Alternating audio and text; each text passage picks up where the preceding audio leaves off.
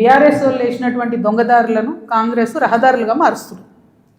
వాళ్ళు ఎవరైతే ప్రైవేట్ వ్యక్తులకు ఇచ్చిరో మళ్ళీ అదే కంపెనీలతో వీళ్ళు అండర్స్టాండింగ్ పెట్టుకుంటారు, వాళ్ళతో మాట్లాడతారు.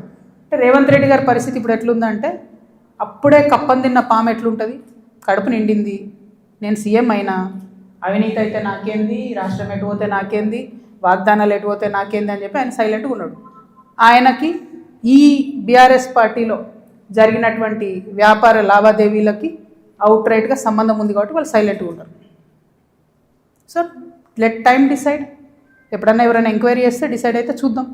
ఏమీ కాకపోతే నాకెప్పుడో ఒకసారి టైం వస్తుందిగా, దేవుడు దయ ఉంటే నేను ముఖ్యమంత్రి అయితే కదా ఒకనాడు.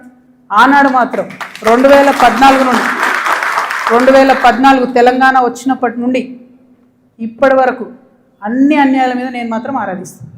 ఎందుకంటే ఎవరు వచ్చి బయటకు వచ్చి మాట్లాడినా వాళ్ళని దబాయించాలి, వాళ్ళ మీద ఒక కేసు వేయాలి, వారిని ఏదో అనాలి, బురద జల్లాలి అని అంటే కుదరదు.